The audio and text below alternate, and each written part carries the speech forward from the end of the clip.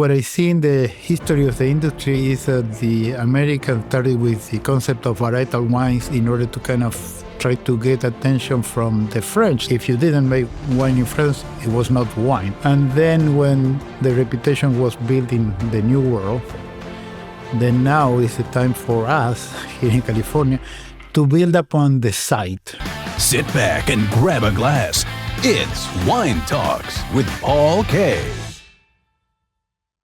Hey, welcome to Wine Talks with Paul K. And we are at an away game up in the Napa Valley, about to have a conversation with Enrique and Jonathan Tyre at Inglenook Winery, one of the most historic places in the Napa Valley.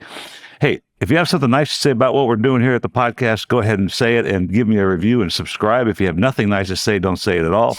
But that's what keeps our egos going here in this industry. But I want to continue this conversation that we just jumped in on about the consumerism of wine and the way California is moving. You know, it's so refreshing to hear that, because some of the conversation on the internet and the Facebook and that social networking is we've got to come to the consumer what they want. We have to produce things that and let's face it, wine is consumer driven. And I'm going to highlight this by saying somebody posted on Facebook a conversation at Paris Wine, and this guy had just sold 24 million bottles of peach flavored fermented grape juice. And I thought, okay, that's probably the quintessential opposite of what we're talking about right now. Yeah. No. And I believe that, and I'm sure that there is that in the market. What I think is happening, what I'm trying to emphasize is the position that as a farming product, because it's a production that comes from farming and winemaking. It's farming. Yeah. You are in some way tied to the site where you produce. So you can produce, as long as you do make genuine wine, you produce what you can. You don't produce what you want. So much less you will be able to produce something that is coming from a consumer. Say, oh, I would like to have a wine that has all these features. Well, you produce what you can. To make it short, I always give the example of my son. It seems that the Coca-Cola made in Mexico is preferred among youth cane sugar than the American wine. Yes, than the American one. Yeah. And they are able, to differentiate them. And if for something that is so typified and so made as a Coca-Cola, we are finding differences. Why do we want to make a Cabernet Sauvignon the same everywhere? I agree with you. And it's I had this conversation yesterday at Cathiar, which is owned by a Bordeaux house, and they're bringing this Bordelaise philosophy to the table. Here at Inglenook, you are trying to represent now the Rutherford or wherever your grapes are grown. Is that? Yeah, it's all Rutherford. It's Rutherford bench here. We've been here for about 150 years now. And It's really trying to express the best of this site. And there's a lot of people in the valley who have moved towards this trend of picking a little bit earlier and really allowing the site to express itself through those wines.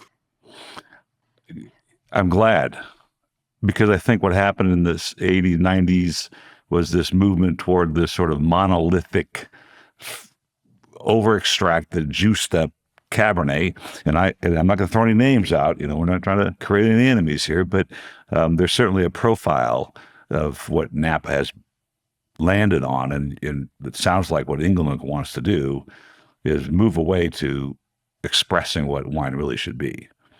And I guess but that kind of means staying the course, right? That kind of means on your guys' behalf, you must continue to say, this is what we're going to do, because you're working 5 years out at least, right? To figure out what's going to be on the table. At a minimum. Yeah. And so you have to be pretty diligent to what you're doing.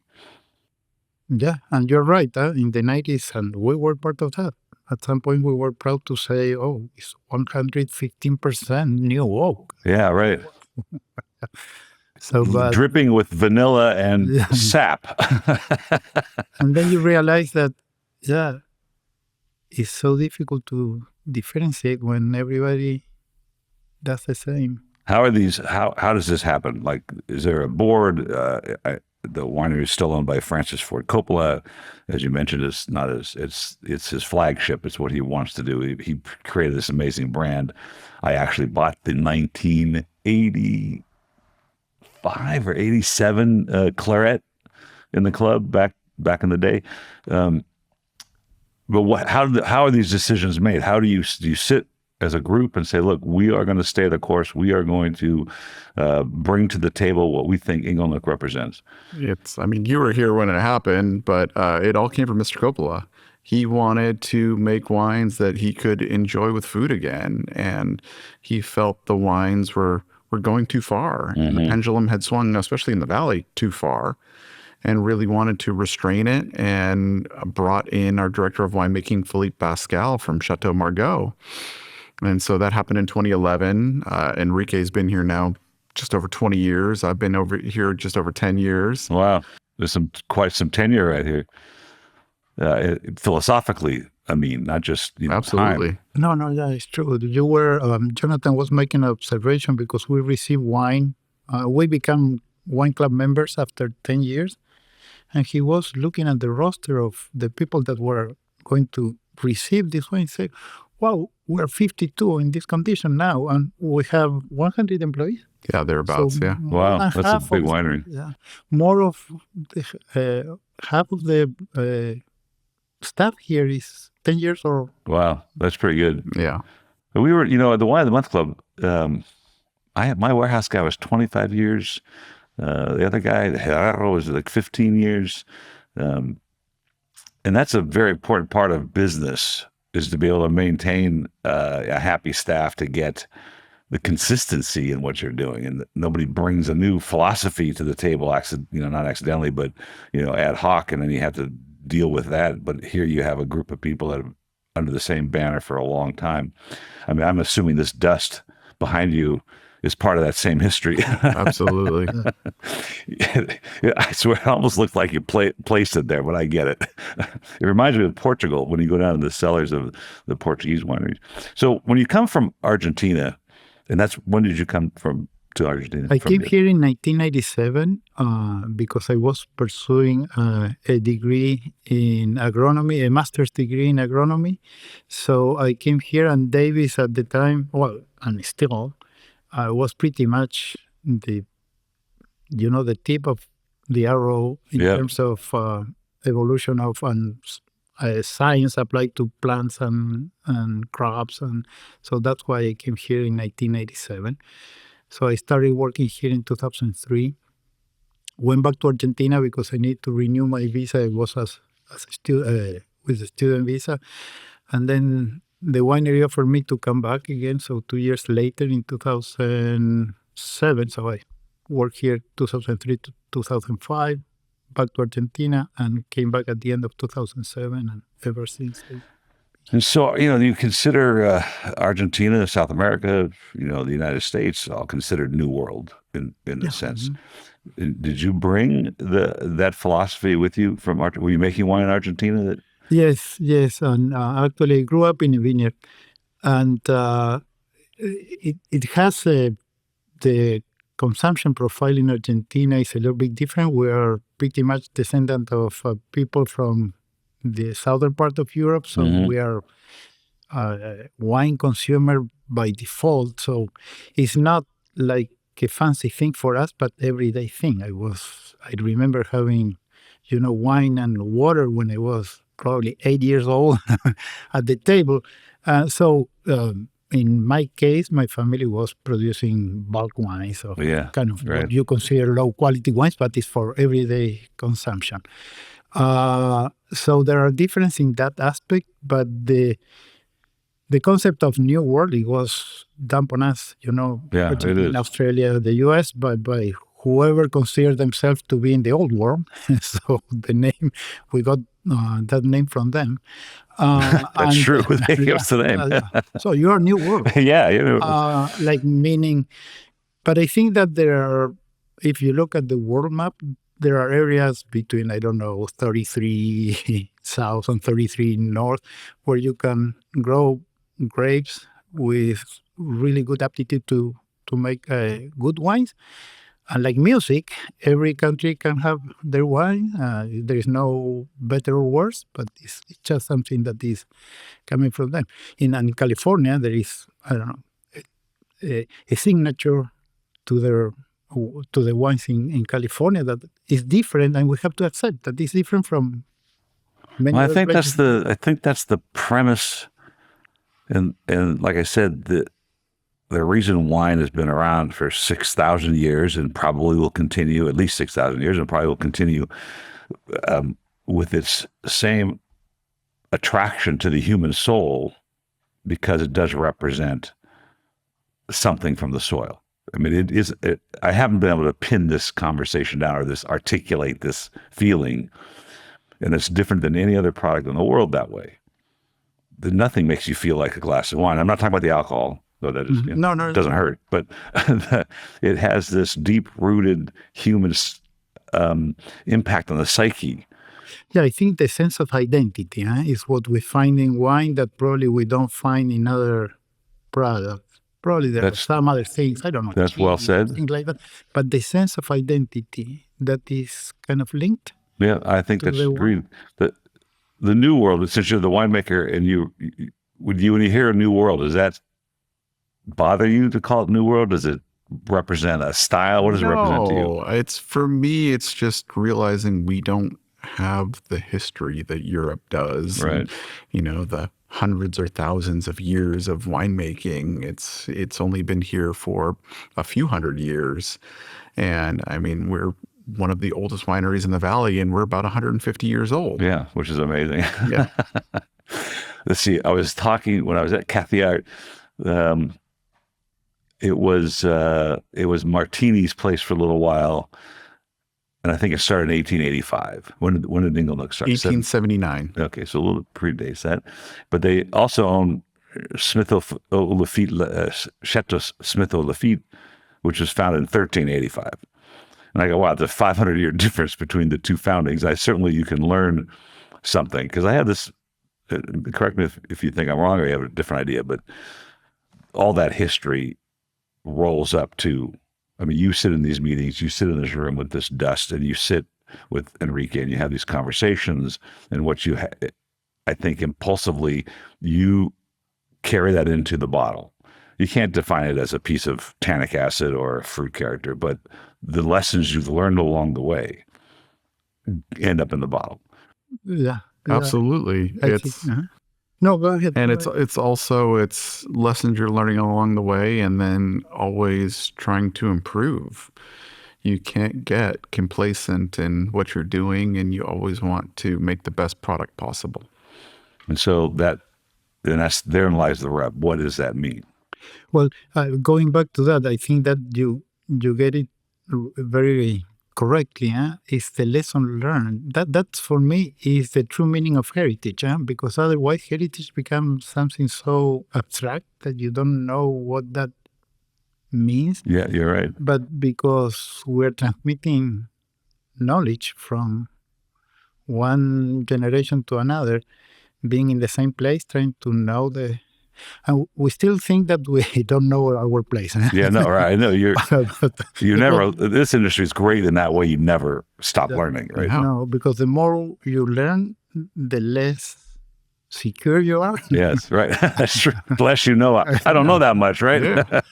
But as Jonathan said, this is just this conveyance of learning over generation. Yes. Yeah. How long have you been doing this? I'm sorry, go ahead. No, that is what comes to me as the most defining meaning of heritage. Otherwise, it's kind of a blur thing that I wouldn't know how to define. And before I get to that question, I was going to ask you, part of this conversation that I like to have with folks like you comes from a woman in Bordeaux. Her name is May-Éléonore Langsong. She was 15 when the Nazis came into her parents' chateau at Chateau Pichon-Longueville and literally shot it up.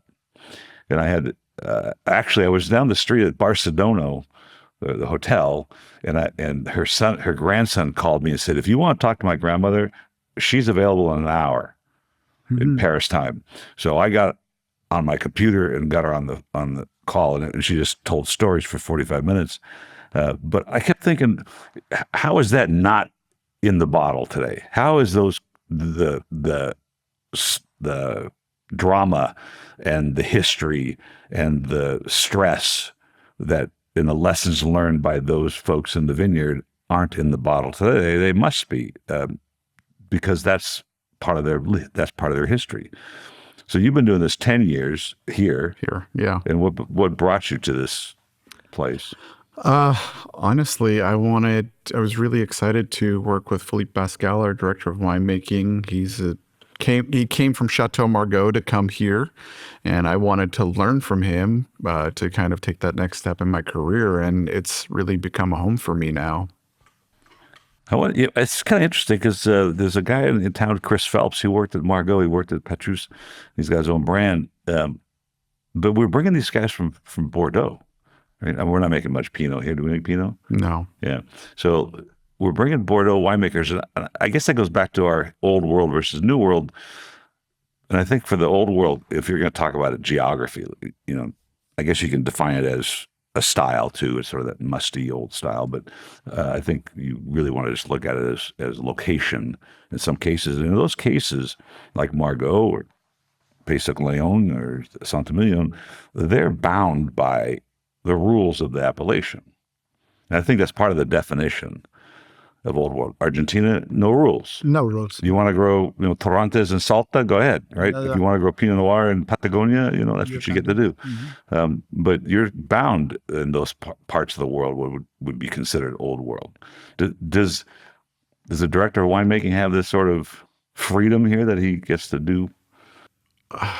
I would say there's a lot more freedom here. Especially when we're blending for our premier wine Rubicon, we're tasting everything blind, and we've got all the Bordeaux varieties in there, and we're not making decisions based off variety. We're making decisions based off what is the best wines of that vintage that will make this blend. So you all get together, blind taste the five Bordeaux varietals? All the different parcels off the property. So we don't have Malbec on site here, but we have the other four. Mm. And that's not good for him. He's a Malbec guy. I know. It's very offensive. But it's always about figuring out what's the best expression of that vintage. Yes. Let me test your brain a little bit, because I brought this up the other day with a French winemaker, and I said, there's really no bad vintages, because by our definition, if a wine expresses that time and that place, then it's accurate. As long as you did the best you could to blend it and come out with the best result, then some wines may taste better than others to certain people, but by definition, there's no bad vintage if it's properly made. I'm glad that we're recording this, because this is the best explanation I have heard from, being criticized that every vintage is the best. Yeah, right. When critics say, you always say the same. But actually what you just said is really good. This is because we try to make the best of what we have for the vintage. And that is kind of a justification to say, yes. That's what we're doing. Yeah. And who's to say that, the 89, for instance, here in Napa was a harsh, tough vintage, and many of them didn't even release. And the 90 was such a luscious vintage, and they released them. I made a fortune, quote unquote. I don't want to say fortune, on the 89s, because they came around eventually. Oh yeah, and they were great. And of course, you can't release the 89 after the 90 is already on the shelf, or even the 91. So, there was all this 89 in bottle that had done a great job of softening, and there were some really good wines that came out of that. So, and again, it kind of flies in the face of a bad vintage versus a good vintage, but really, I think defined by if you're making an honest glass of wine. That's my latest term. Yeah, meaning not played with. I agree with that.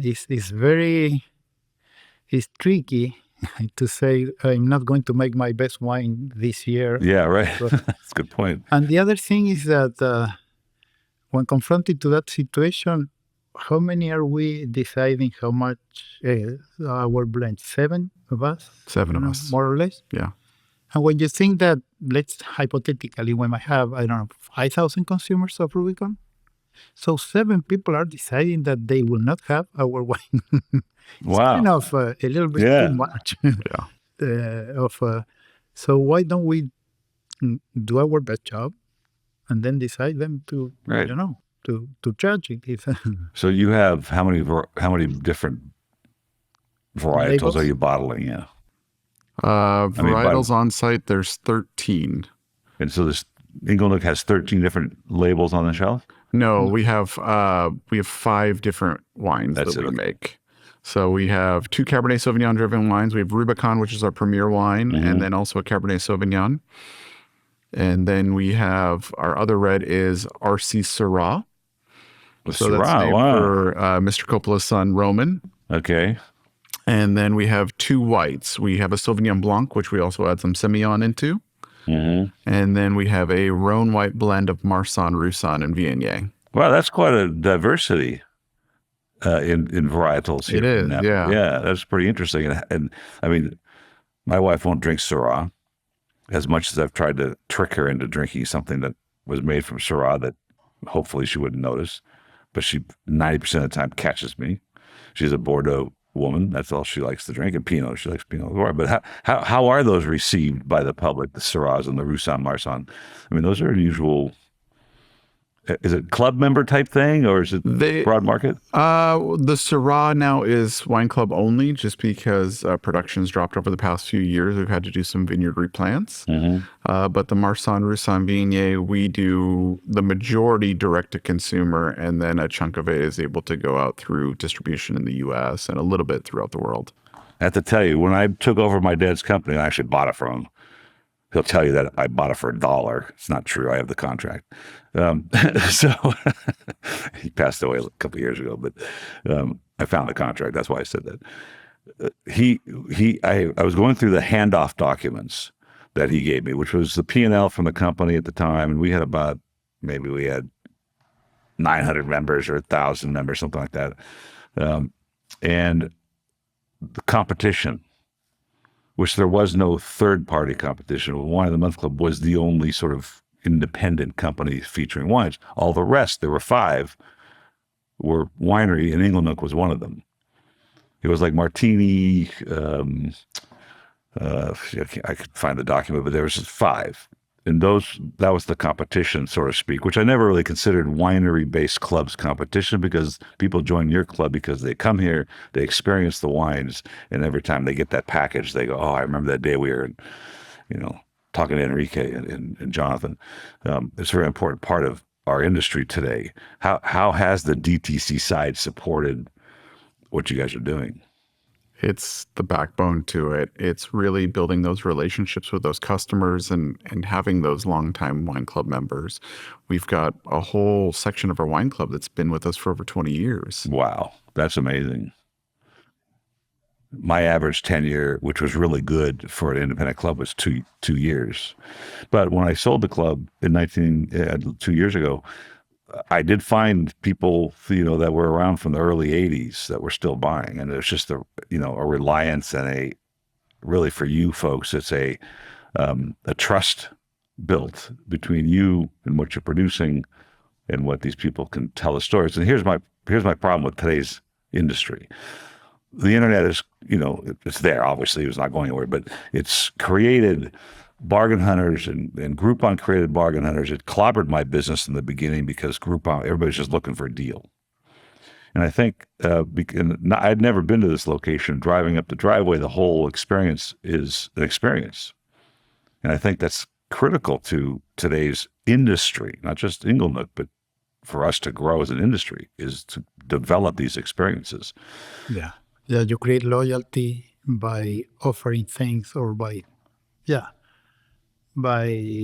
having things that consumer can find that they will feel linked. Yes. To the place, through the experiences. For me, you were saying something before about the history and how it's not in the bottle. We say here that, well, depending on the vintage, but sometimes a good percentage of the wine is outside the bottle. That's right. With the attached history, whatever happened in that vintage, with the heritage, as defined as previously we said, that we have here. So it's part of that outside part of the wine is that experience that you have when you come here. And there is like a loop of people that, let's say we start with a member here that goes out and talk about us, and then somebody else go to the market, buys the wine, and then he wants to visit here and becomes also a member. So there is I would say, retrofitting of You're exactly right. yeah, and which is really useful and healthy for You put on events for the club members, obviously. Absolutely. They come and experience. The same people come every time, or do you have like new people? There's honestly a chunk of people who come every single time, or to a majority of events, and then there's lots of other club members that come when they're in town. Or it's always fun to meet new wine club members that signed up, and then that's their first event, and trying to build those relationships and really try to secure them as an advocate for the winery for the future. I think it's a critical part of where wine is in the world today. We know that consumption is down. We know that the Gen Zs are being, bombarded with flavored drinks and White Claw, which I don't know how you drink that stuff. And non-alc is becoming, a thing. I don't think it's a real thing necessarily, but I went to the Fancy Food Show in Vegas a couple of years ago. We used to go every year in San Francisco, and the preeminent theme of beverage that year was non-alc. Mm-hmm. And non-alc Prosecco, non-alc Champagne, non-alc whatever, and then non-alc distilled spirits. And I thought, oh my God, this is horrible. It was undrinkable. I mean, how do you drink it? Why do you drink it? Yeah. Right? When you can have a nice glass of wine. But we're against those pressures. There's a lot of pressure on the marketplace right now to that. And I think, and I say this all the time, is probably to the consumers, I say it not too much, but the story can't be when I'm at dinner, I got this for $5 on the internet. Is that a story? No. But I went to Inglenook and I sat with Jonathan and Enrique, and they told me the stories of Francis Ford Coppola, and we walked the vineyard and we looked inside the barrel room and we did all those things. And it's kind of an escape. Every time you get that package, you open up the box, you see the label, and you kind of drift away. You connect again with that experience. Yeah, absolutely. Sure. And sorry for going back to please part do. of the conversation, but I don't know, Jonathan, if it happens to you, talking about the loyalty of some of the wine club members, that they start talking to you about people that you never saw in the winery because they have more seniority than ourselves. Yes, yeah. As the wine club. Good, that's interesting. So people that aren't here anymore, so we're learning from them. Yeah. Oh, I remember when it was this. Never heard about that. So Gustav Niebaum, right? Was he the founder? He founded in 1879. He was a Finnish sea captain. Really? Yep. That's interesting to me about Napa's history. So much immigration, almost all immigration, right? At that point. Now we have Argentina, but we had Finnish, we had Swiss, we had, then the Christian brothers were already here. But I mean, that's a pretty interesting part of the history of the valley. Oh, absolutely.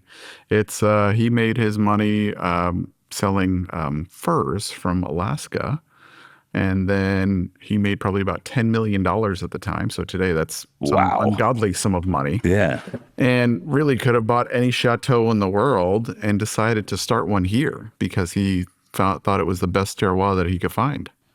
As a Finnish fur trader, yeah. He had loved wine.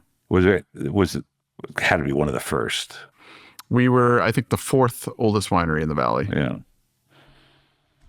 I find that interesting and fascinating that the immigration, particularly in today's political environment, that how important the immigrants to America and just founding our industry alone, let alone many other industries. My father was an immigrant, to facilitate the wine. I mean, it's incredible, really.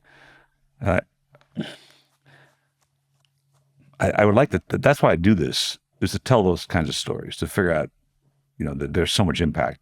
And California is a special case of immigration because even many Americans are immigrants into California. Yeah, well, yeah. I mean, really, we're all from immigrants. My dad was from Cairo, and, it started created the direct consumer wine business in America. He was the first, and still I sold the name actually, but the Wine of the Month Club was a trademark name of ours. Mm-hmm. And the funny thing is, the premise of it was 1972, and that I carried through all my career, and I kind of sold it for two reasons. One was, the industry was getting very tough. I'd done it for 35 years, and we had other things to do at this point. And the economies of scale were growing down because it took a social networker, a digital designer, on-staff videographer, all that became overhead. But more importantly was, I wasn't finding the stuff that we used to find. There weren't the overstocks of interesting wines. Let's just face it. I featured the 10-year-old Charbono, which is incredible in the bottle at the time. But I would find those kinds of wines at the price I could afford to show customers, and those weren't happening. We were getting, 50 cent a liter, white from Spain, in the middle of Spain, from Valencia, that was shipped over here in 20,000 liter vinyl bladders. And that's what we were getting for the same price. And I didn't want to show that. I didn't want to show wines like that. That wasn't why I had started this and fell in love with the industry. Did you fall in love with winemaking when you started, or did it take a little bit of time to realize this is really cool? It actually, I come from a complete non-winemaking background. I grew up outside of Boston, not really known for the wines out there. Yeah, right. But my grandfather was an old world Italian and made wine in the basement. So I grew up helping him make wine. And then he passed away right before I was about to graduate college, and decided to keep the family tradition going. And I fell in love with it, and really wasn't as enthused with my day job at that time. Yeah. That's what happens. Was it corporate America? It was. I was working in tech at the time. I was an entry-level programmer. And so I moved out to California about 20 years ago now, worked my first harvest, and haven't looked back. And that was it. Yeah. And you want to have a brand one day? I do not. No. You don't have to market it, sell it. You like to make use out of it. I love to make wine and talk about wine. Yeah. I just don't want to be having to hold up to the sales part of it. Yes. I think that's what happens when people, particularly, you make your money as a surgeon or you're a government contractor building freeways, and you go, I'm going to go to Napa Valley and I'm going to buy a chateau and I'm going to have this wonderful lifestyle that I see. And then I think eventually they get tired of losing money, and it's like, oh, we got to figure this out, because it's a whole different part of the business. I think the complication of it is what confuses most people before they get into it. It's the unseen part of it. Yes. Oh, yeah. The distributor side. And You think that, I don't know, working in a vineyard is, it's so romantic. And then when you have to spend hours there in the cold or heat. Yeah. This part I didn't know about. Or hours at the sorting table during harvest. And I kill everything that I put in the ground, so I would be a lousy wine guy. But I loved marketing it. But I liked it because I like telling the stories and telling people these stories. I'll go back and I'll tell the story of our conversation. And this is an interesting part of it. Maybe you can shed some light on it. As intimidating as the subject can be for some people, and this is the whole social, I'm gonna dumb down wine and make it approachable. I think that's impossible, because it's complicated and it's interesting. And the more you want to learn, the more you can, right? But the conversation at dinner time always ends up on the wine. Is that accurate? Yeah. Yeah. And that's not intimidating. People want to hear it. Yeah. And talking about intimidation and wine, I think that sometimes there is a mistake in making it too kind of an expertise field of conversation. When I hear people, at the dinner table saying, well, I don't know too much about wine, so you don't need to know. You don't. You need to enjoy and see, and your personal preference is the main driver of your opinion, and it's fine as long as you are honest and not try to like something that you don't like. And if you like a wine of $5 a bottle, that's great. You're lucky. Yeah. Yeah, you're lucky because you found something for $5. It's funny. I think everybody, even though there's people like it's too subjective, and it is. I can like something and you may not. However, I think almost everybody agrees when a proper glass of wine, an honest glass of wine, when a Rubicon is sat in front of you, that there's a recognition of its value. Definitely. Everybody can appreciate it. Because why? Because it's expressing its sense of place. And there's not many areas of the world that can provide that and really show that incredible sense of place. And especially here in Napa, we've got people who are doing so many different styles of wine, where you could have vineyards like Tocolon down the street and all the different winemakers of it. And you put 10 of those side by side and you could think they're completely different vintages and vineyards just because of how differently they're made. That's really interesting. And people it's funny because I have friends that recognize, they go, yes, same winemaker, 2 different vineyards, same vintage, same grape. They go, they're different. Yes. Yeah. And let me introduce something. I was thinking of Jonathan yesterday, thinking of the concept. This might sound a little bit weird, but we don't make wine. Here we don't make wine. That does sound weird. The wine comes in some way from the site.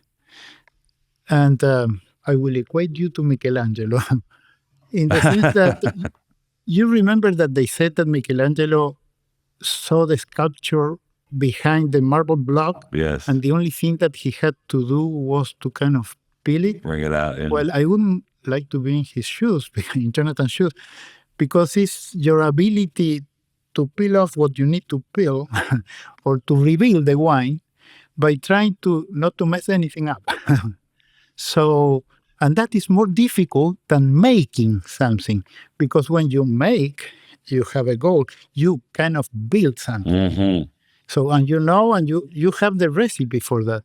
And this is not the recipe thing. This is revealing something that is hidden there, and you have to have an ability that is much more difficult. That is to see what is behind there, to kind of remove what you have to remove to make it. That's sort of separating the art from the science, isn't it? Like you can have all the metrics, the bricks and the phenolic ripeness and all the things that go in the pH, but that's not really what you're talking about. No, there's so much art in our craft, especially in the vineyards as well. I mean, yes, we have all the science, but you're trying to make predictions on what the weather's going to be like a few months down the line. None of us know what's going to happen. You can't. Yeah. You're rolling the dice every single year and hoping you make the best decisions possible. But I think what Enrique's saying is that at some point, when you get to harvest, your ability to taste the grape, understand the vintage prior, understand the whole process from bud break to now, and say, okay, this is what we're going to craft from this. This is what it's giving me, and not screwing that up. That is the giving. Yeah, you are getting something. And that's the art. Reveal it, and that is more difficult than making. It's like those conversations they have. They go, we got the tap roots are going down. We're down 30 meters, and we're getting this nutrient. We're in this kind of soil, and it doesn't explain why grapes grab all that information and create a beverage that explains that information. Absolutely. It just explains it how, right? The how it's doing. Well, we got tap roots and we got the little micro exchanges of things going on, nutrients, and they had to go down and get the water, but whatever it does, it doesn't explain why. And no one can articulate why grapes do that. Why wine expresses something. It doesn't happen with pineapples. You can go to Maui and get Maui Blanc. It's not as interesting, right? It's just pineapple juice. Why? Mm-hmm. No, it's true. It's true.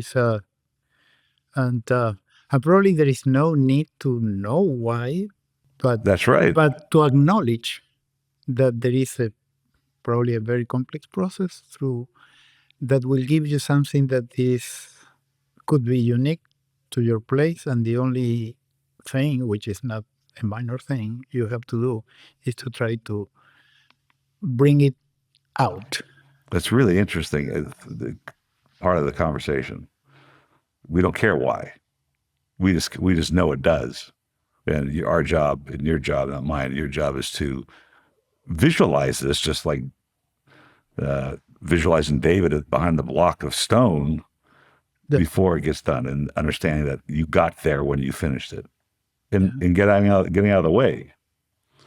That's why these acidulated wine, sugared wine, all those things kind of doctor things up, and you never really get there because you've played with it. That's highlighted by this one conversation I had with a local friend of mine who has a winery.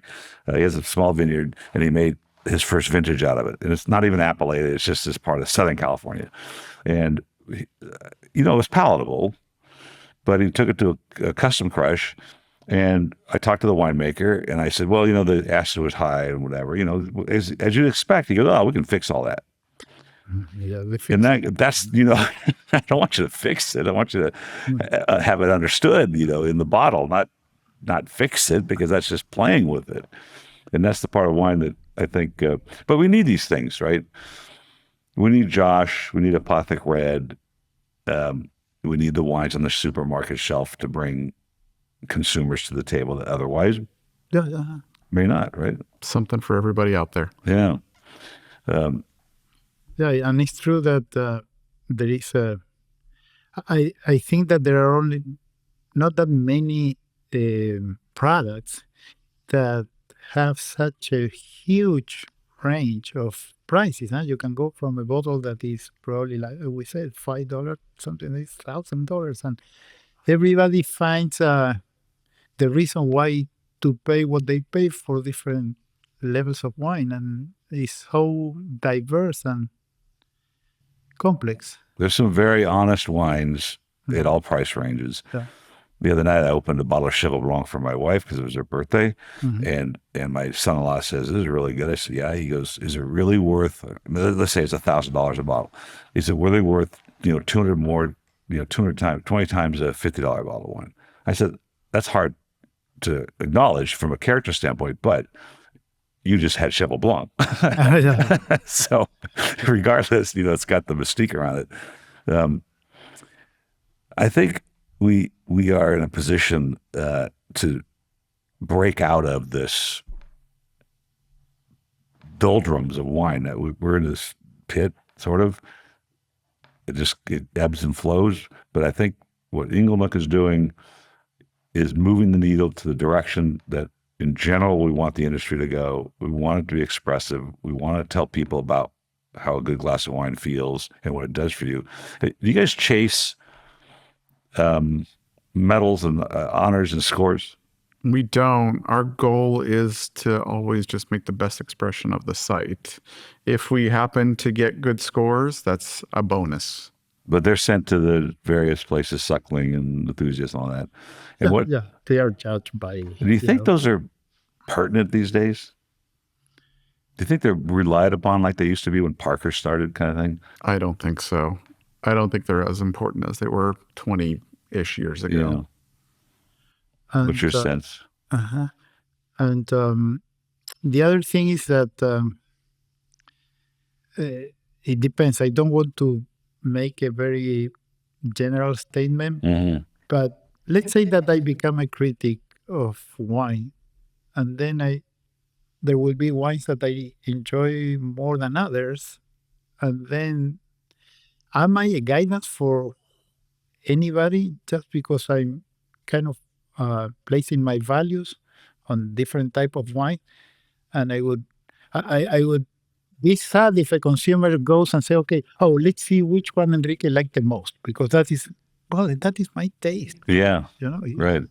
That's a good point. Why don't you experiment by yourself? That's a really good point. Well, that's why we got in this uniformization of taste at some point that you were talking about in the 90s or 80s, that everybody pretty much was trying to make the wine to satisfy the whoever consumer was a given score, so the consumer could buy your wine.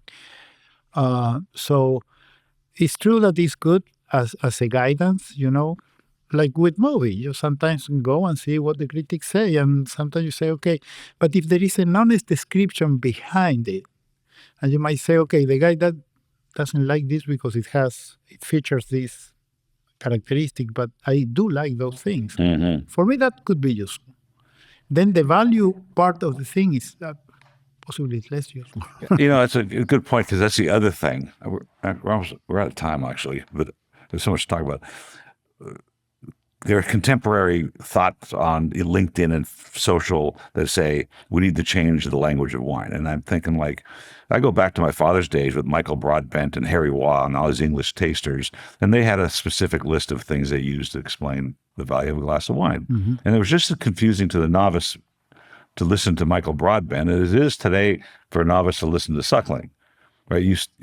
If you change the language and you make it more like Gary Vaynerchuk and you talk about, Fruit Loops and Captain Crunch, mm-hmm. it's just as confusing for the next person. Like, I don't understand what that means because I never grew up with those. So I don't, those descriptors that people use, changing the language of wine, it's not going to change anything. It's just going to make it just as confusing for the next generation to figure out. But, the point I was going to make was I had a Canary Islands and I can't remember the varietal now, but it was an obscure varietal from the Canary Islands. It was really incredible, all volcanic, all that stuff. And it had 90-something points. And if I'm a point shopper and I go buy an Inglenook cab that's got the same 90-something points, and I put them next to each other, they're entirely, completely different wines.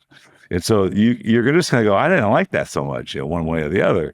And so I'm not sure this point system really works in that realm. And I think what you're saying is an important part is, if you do find somebody that tastes wine like Suckling or one of those guys that you trust their judgment because of what you've bought from them is a good indication. And I always said this in the club. I said, how do you know when you don't like a wine, let's say it's a Sonoma Cab, that it was just not a good version of that wine, or you just don't like that varietal from that location? How do you know that? And I think that's what these magazines and raters do. And to make things more confusing, first, the definition of quality is also another concept that is very difficult to grasp. What is quality? So what we discuss internally here is that I think the best definition has to do with expectation. So you say, okay, I'm trying to achieve this characteristic in a product, wine in this case, and as much as you can achieve that, you will be closer to your best quality. And that, within that concept, you allow for people to say, yes, it's good quality, achieve what you were pursuing, but I still don't like it. So I cannot like a wine that I consider is good quality because it got to the point where it was, that they wanted to get. Yes, right. But it's okay. Not something that I enjoy. It's perfectly fine. As long as now you know. Yes. Like my wife, Syrah. I mean, and I stumped her a lot of times. I give her Côte d'Aron, I give her stuff from different parts of the world. Napa, it's like, I don't like this. I'm like, oh my God, how do you figure that out? But she can still say it's a good quality Syrah. It's quality. I don't like it. I can't tell you how many times I said, no, you don't understand. This is fine French Burgundy,